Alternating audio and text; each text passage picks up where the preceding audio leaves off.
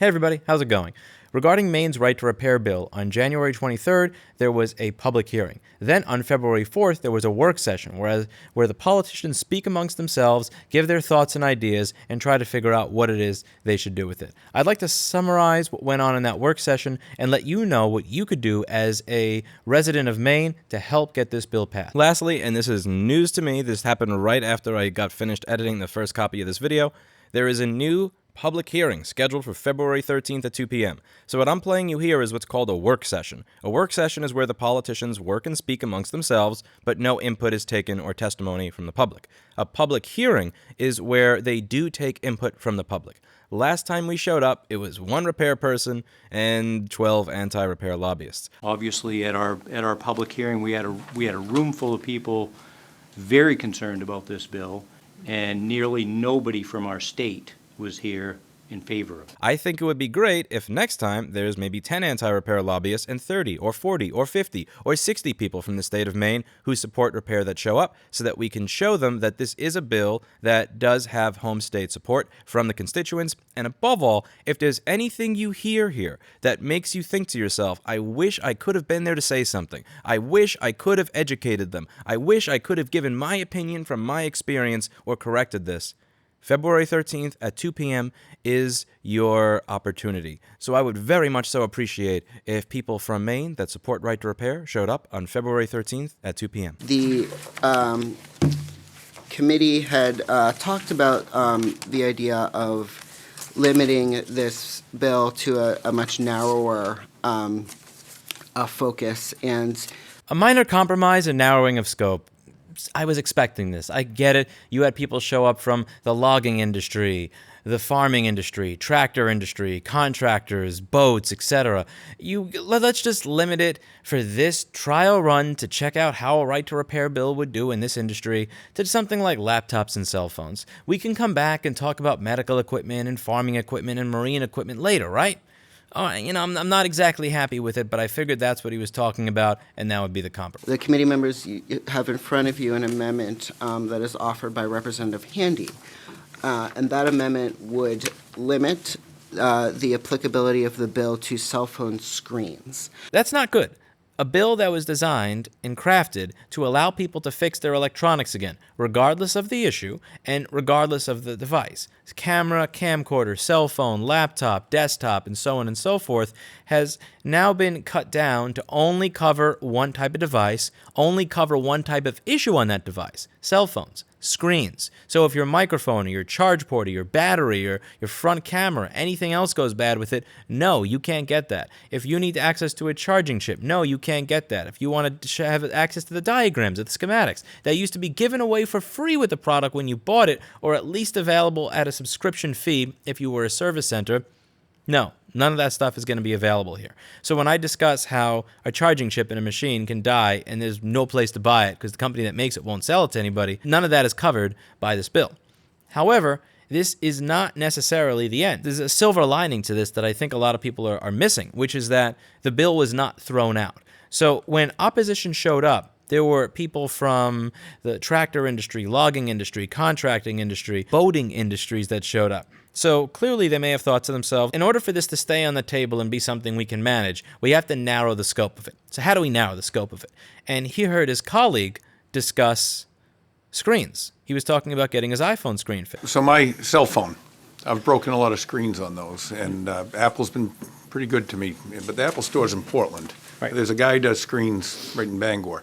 So if I break my screen, bring it to the guy to replace it in Bangor, if I voided my warranty for future problems with Apple, is that kind of the scenario? Yes, that is certainly one of the scenarios that's been mentioned to me a lot. Obviously, that's not fully correct. The Magnuson-Moss Act states that Apple cannot void your warranty if you have your phone fixed by an independent. Nor is that what we're trying to cover with the bill. We're trying to legislate independent repair and your ability to be able to fix your own device by getting access to these parts. We're not trying to litigate warranty issues with Apple. My point in playing this is that iPhone screens came up. His colleague brought up iPhone screens, and then Senator Carpenter confirmed and said, yes, this thing related to iPhone screens that you're talking about is what we've been hearing about as a problem. So I believe Representative Handy was listening to this conversation and going, okay, So phone screens are a potential problem.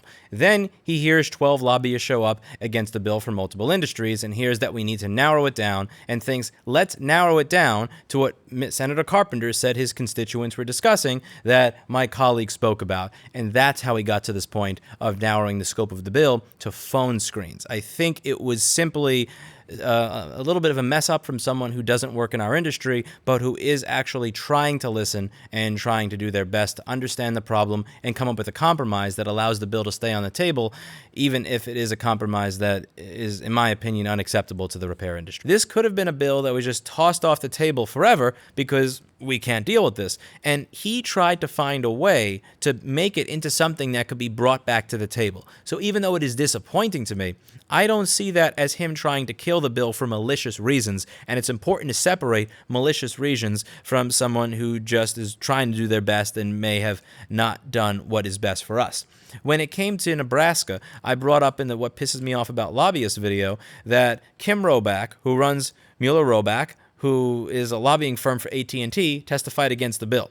And she also gave the senator that voted against the bill several $1,000s. That is, to me, in my opinion, obvious bribery and corruption. Of course, just my opinion. Now, when it comes to this gentleman that proposed the amendment, if you take a look at followthemoney.org, almost all of his contributions came from public fund. And all of these other contributions here, like $25, $40, $50, these are individual donations from individual people. This is not someone that's bought off by these corporate lobbyists. A lot of people in the comments section are jumping to the fact that all of these people were paid off, and I get it. I genuinely understand your cynicism. I understand where it comes from after hearing about Charlie Brown's robust conversations and after seeing followthemoney.org for Bob Christ, the guy who voted against the repair bill right after getting paid off, in my opinion, by the Nebraska Dealers Association and the AT&T lobbyist. I get your cynicism, but when you look at this, it just doesn't add up that this is a gentleman that makes his living off bribes. It looks like he's simply trying to come up with a compromise so he has a bill that his committee actually stands a chance of passing. I assure you, I understand your cynicism. I went to travel last minute to Nebraska to speak in front of a senator after I spent over $1,000 in hotel and airfare, just to realize that AT&T gave him $3,000 and was speaking right after me.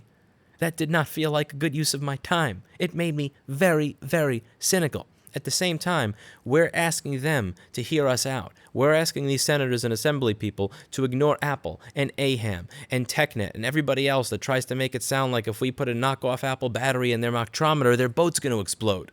I'm asking them to not assume that we are shade tree mechanics because of what someone else said. So it would only make sense if I give them that same benefit of the doubt of not assuming that they've just been bribed based on what a YouTube comment said when a paper trail of the money and all the donations they've been given is publicly available. And when you look at that, the information simply does not support the fact that they were paid off to ignore this legislation. More than likely, they just haven't had enough constituents show up that took the time to educate them, and they're just doing the best they can with the limited information that's available to them. So they're going to take out items that they think make it unnecessarily broad. So we don't have to deal with people from the marine and boat industry on top of the logging industry, on top of the contracting industry, on top of John Deere, and so on and so forth. Let's pick our battles so that if we are going to take out our sword, we're taking it out against one or two people, not against an army. And that is something that I can understand. In Boston, the right to repair bill there in 2012 only covered cars. Now they're trying to pass another bill in Boston that only covers consumer electronics but exempts the medical industry. And the idea there is you pass the right to repair bill for automobiles. It's been 8 years. The sky hasn't fallen yet. Maybe it's safe to pass it for something else. Then you pass it for iPhones, MacBooks, all different types of consumer laptops, cell phones, and cameras. Then you see that the sky hasn't fallen there. Then you pass it for something else rather than passing a very large bill. That's understandable. I think what would actually be productive is if people who are residents of Maine reach out to him and say, thank you very much for doing your work to keep this bill on the table. I think it makes sense to try to narrow the scope of it. This may have been narrowing the scope a little bit too much. Can you consider something else in your amendment? It sounds like he does have small businesses in mind, because when one of the people on the committee asked how this affects small businesses, he immediately jumped up and explained how this affects small businesses in the defense of people who are proponents of the bill. So what you're foisting upon small repair shops are bills that really don't need to be incurred by that person having to take those. So it's not as clear and simple, and I understand from some folks who've attempted at this, Apple kind of ups the ante every so often. Oh, you've got to take this, now you got to take that, now you got to take that. So the cost of small business is enormous. Thank you. Also, when I was speaking to him, he actually had a question, which several other members in the committee didn't. But no. Also, when I was speaking to the committee, he was one of the first to have a question regarding how it would affect local small businesses, and he seemed to respond positively when I told him that this would positively affect local small businesses who want to open up small repair shops, because most of the people who are going to be positively affected by the bill are small repair shops, which will bring more small businesses to Maine. Thank you for coming, and your perspective is very interesting. And my question is around the impact on small repair businesses, either existing ones or ones that would like to expand. Senator Erin Herbig is one of my favorites here. She's the chair of the committee, and you can tell by what she says that she's not just listening to the opposition lobbyists and people like me who are showing up to testify in favor of the bill. She actually did her homework. She went out there and spoke to other repair shops, asked them what they think of the industry. What do you think of the bill? How would this affect you? And really seemed to absorb and understand what was going on, understand the situation, and be able to recite it back in her own words and be pretty damn spot on about what our problem is, how this bill would help fix it, and how this would help the local community. I think what I will also say is that I've had the chance to talk to a couple of different people who actually provide this service in smaller communities in Maine, which has been very interesting to sort of get their thoughts on the bill. And I had sort of asked, I said, well, what does it look like to have to become an independent repair provider for these different companies? Well, is that practical? Are there barriers there? Just because in this committee we look at licensure requirements and things like that. So, what does this look like? And what I heard from several different people that provide this kind of service is that it's actually very costly, usually, and you have to do it for each individual company. And then once you sort of go through that, you don't have the autonomy that you had prior to, you don't get to sort of operate your own business in a small town in Maine that fixes screens. Like when I break my watch, I go and I get the screen replaced. I actually go see Peter Rio in Winterport, who used to serve in the legislature, who fixes my screen for me. It's great because I bang it into things all the time. And so it's been interesting in my conversations with these business owners in small towns in Maine who now are providing a service to fix just screens. Again, that's all we're talking about, right? And I wonder if, I would encourage any of you to really talk to people that are already providing the service, because I think there's a lot to be learned there. It sounds like to me the real issue that we're talking about here is when you replace this screen, if it voids your warranty or not, right? And how far we want to go here. I think that I'm of the opinion that this seems like an opportunity for Maine business owners in small towns to get a living for themselves, right? And to provide a good service in a timely manner to people that live that don't have the time or the resources to drive down to Portland to do this, particularly with how connected we are to these things nowadays. I for one would never want to put anybody at a disadvantage, and that is certainly not my intention here, but I feel like there might be room here for us to find something that we can do so folks in our smaller communities may be able to receive a service to get their phone screen fixed. I was going to say, Representative Perry was just telling us today that he had the option, he got a new phone, the screen broke immediately. He had the option of driving to Portland and making an appointment, or he had to mail it away, and that was going to take over a week. Or he could go to the guy in Bangor who charges $69 to replace a screen for him. But then he said, which he decided to do because he's got a family and he's a business owner, he's in the legislature. So he went and he paid the $69 and he got his screen fixed, and then his battery stopped working, or the whatever how he charged his phone. What? Thunderbolt port. His Thunderbolt port stopped working, but he had voided his warranty because he had got the screen replaced. And it's amazing how many Mainers I've heard from who find themselves in this situation, and I would like to think that we could find some kind of a compromise here. that we could give an opportunity for people who are doing this work in Maine to exist and provide a good service to people in their community. But at the same time, we want to do this in a way that is not problematic, or doesn't put anybody at a business disadvantage. So that is, I'm just trying to sum up sort of what is going on here. Was that accurate? Good for you, Erin Herbig. I wish every politician did this. You notice what she did there? There were other politicians that would say, it didn't seem like a lot of people showed up in our home state for the bill, but a lot of people showed up against it.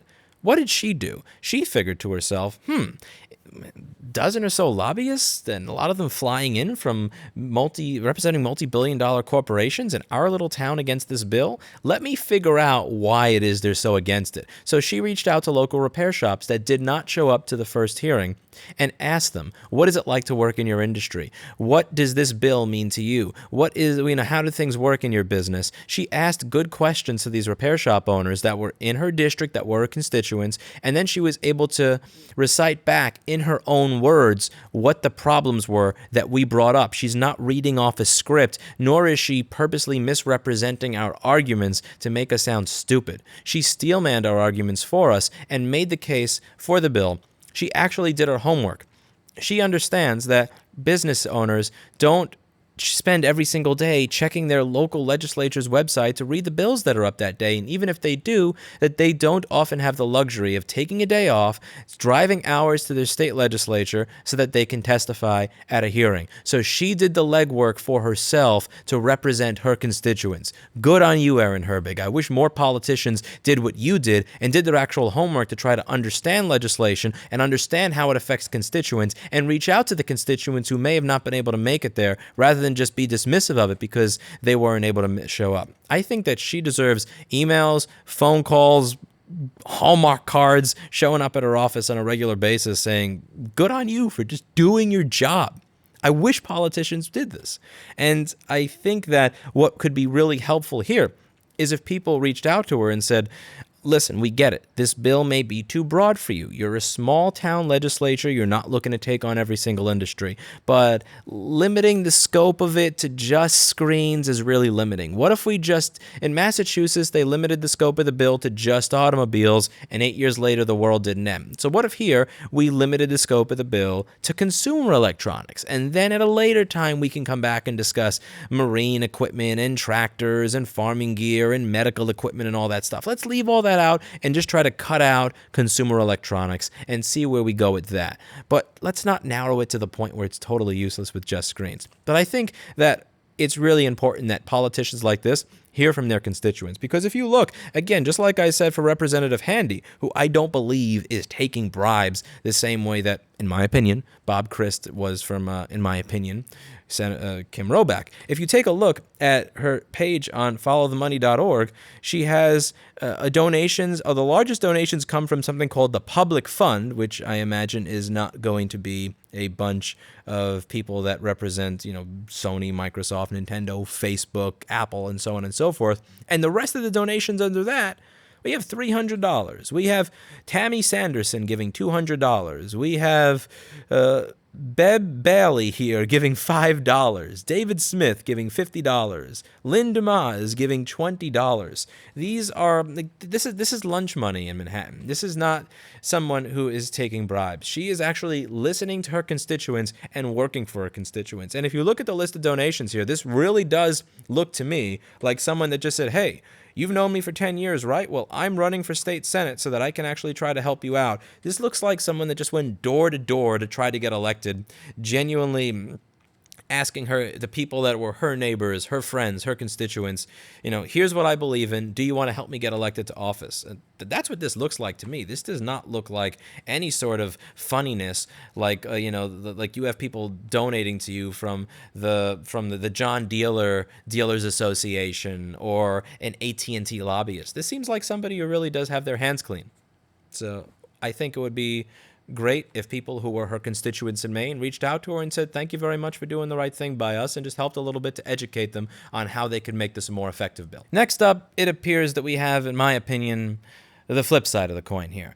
Here, the senator discusses a warranty issue, what is and isn't warranty, and seems to miss the point of the bill that this does not have anything to do with warranty, seems to misunderstand the problem, misunderstand what the bill would do to address the problem, and just seems to misunderstand the entire situation and doesn't seem to have really absorbed much, if any, of the testimony that I gave the last time that I visited. Well, I'm glad to hear that information you found, Sam, that as long as the phone isn't damaged, that is replaced by Apple, and I would be interested in hearing, as Representative Steck has asked, from the other companies to make sure that is true, and that would really, I think, make this bill unnecessary, as long as that proved true. Firstly, there is the conflation of warranty and out of warranty here. If the phone is not damaged, it will be replaced by Apple. Yes, under warranty, if you buy a product and you don't damage it in any way, shape, or form, accidentally or otherwise, then it is covered by the manufacturer warranty.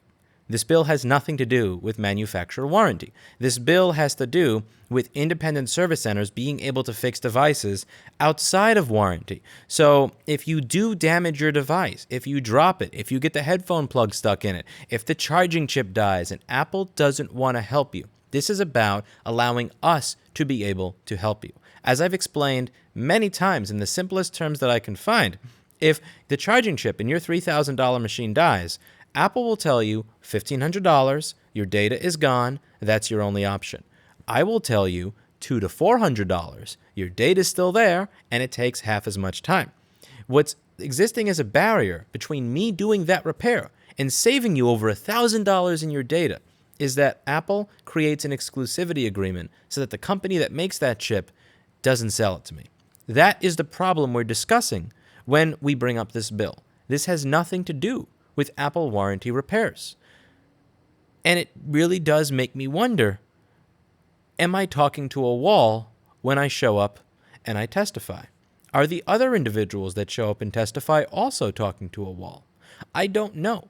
I don't know what it's like when people speak to me about things that I'm not really sure about, that I don't really know much about, and maybe they believe that I'm not listening to them because I miss things and I don't understand them.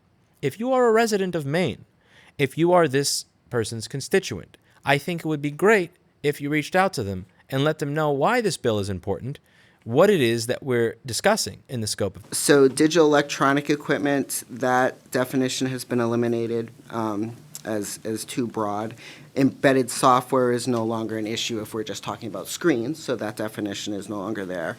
Fair and reasonable terms, so the language there is just changed so that it reflects that we're not talking about digital electronic equipment writ large and instead only talking about screens. Another item brought up here where I think that the point may be being missed is when they bring up that this no longer has anything to do with embedded software. We're just talking about the screen. But the very thing that keeps certain items from working in modern hardware is the embedded software. So one example with Apple is a feature called True Tone. True Tone is a feature of the display. Now, even if I buy 2 iPhones from an Apple store, same model, I open them up, I take the screen from the first iPhone and put it on the second iPhone, that feature is going to stop working because the screen is serialized. And the phone's embedded software is going to read the serial number of the screen and say, not the same screen, that functionality is not going to work. Well, the kind of future that Jessup and I envision is a day when Apple says, you know what? No third-party anything is going to work. Not only are we just going to disable True Tone as a feature of the screen, we're going to disable the screen entirely. That's the future that we're headed for. So it is the embedded software that is often going to be used to lock this so that other hardware won't work. And that's something that came up with the T2 chip. With many of Apple's internal guides with the new MacBook, if you change certain items, the repair is not considered complete until you run a certain tool that's going to allow the T2 chip to pair itself with that new equipment. So even if I take a part from another MacBook and put it in this MacBook, to Apple standards, that repair is not complete because of serialization. And this is something that, in my opinion, is a complete nightmare. So leaving out embedded software may sound like a way to keep the bill from becoming too broad, but it is the embedded software that has the ability to be used as a digital lock to keep you from repairing your device, which is why it is essential that this bill not omit embedded software. Well, I have good news for Representative Perry, but maybe a little too late. There is an authorized Apple store in Bangor now. I did a little digging, and there are 5 independent places that are authorized Apple repair shops in Maine, and one of them is in Bangor. A little late for him, but good. I was going to say, but when we were to looking know. at, well, just to say, because it looks like independent repair providers can only perform out of warranty repairs. I think it would be very helpful here if people who were Senator Gurn's constituents in Maine were to let her know that that is not good news, that there are 5 authorized places in the area. Perhaps you could bring up the CBC News piece where there was a bent pin inside of a MacBook that I was able to fix in 30 seconds at no charge that Apple wanted $1,100 to $1,900 for. Or you could bring up the issue with the charge port and headphone jack where an Apple authorized service provider said it'll take about a week or 2. They have to mail it out. It's going to be $299. You're going to lose all your data. When another place said we could probably fix the headphone jack for $50. Because the Apple authorized person didn't even realize that the headphone jack is not soldered onto the motherboard. The thing is, when this comes from me, it seems weird. It would be like if I went to Alabama and I testified about their abortion laws, or someone from Texas went to a California legislature and started talking to them testifying about gun control. They want to hear from people from their home state, not all of the out-of-towners. So I could explain these things until I'm blue in the face. And I explained them till I was almost blue in the face during my initial hearing. But that's not going to get through the same way as it would if someone who is actually this representative's constituent in their home state were to contact them and try to educate them as to why having 5 Apple authorized places is not good news or a blessing. It's just 5 different ways to get told, screw you, your data's gone, buy a new one. I think that it would be great if people really took an effort to try to inform the senators. Because Aaron Herbig went from someone who, from the first committee meeting, was kind of iffy on it to now seemingly really gung-ho about it. I think we can do that with the rest of the senators if we just take our time and walk them through it. And if we have people who were their home state constituents do that rather than just a bunch of suspicious-seeming out-of-towners. Next up is Representative Joel Stetkes. He brings up a couple of interesting points. Also, many people in the comments seem to believe that he was against the bill, and I would like to push back against that. I don't think he's against the bill. I simply think he is cautious and also pragmatic in understanding the challenges that will be brought against a very small government, small town kind of legislature if this is passed and multi-billion-dollar companies oppose it and there's no precedent set by other states. The reason he's asking questions like, have other states passed this so that we can do the work? Is it similar to other legislation that you testified in favor to in other states? And has the Attorney General received complaints about this? Thank you. I guess as long as we're asking the AG for information, I'd be interested to know if he's received any consumer complaints in this regard. He wants to ensure that this small town legislature with a small budget is not putting their neck out there in the chopping block to get owned if they're the first to move forward with this legislation. And I understand his concern. It's a reasonable concern. If you just take a look at what the salaries of these senators and representatives are in this small town, you'll understand what I'm talking about when I say that it is a small budget legislature. That's about the same amount of money that I made when I was putting price tags on basketballs at Modell's Sporting Goods 15 years ago. So this is not like Nancy Pelosi and Chuck Schumer level and AOC level salaries here in these small towns. Now, when he brings up the fact that there could be a legislative process back and forth, again, if a multi-billion-dollar company decides to tie the small town up in legal proceedings, that could cost the taxpayers a lot of money. Whereas if we're talking about, let's say, Manhattan or Boston, it's less of an impact because they have a lot more of the infrastructure put in place to be able to deal with that.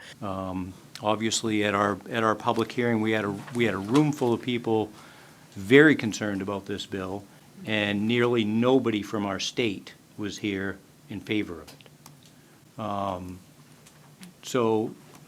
And I think like a lot of other states, is this a big enough issue to open that can of worms not only a fiscal note to have either the AG's office or DECD to enforce something like this, the potential of future litigation, and like Senator Garin said as well, that litigation we could be going it alone, which is extremely expensive.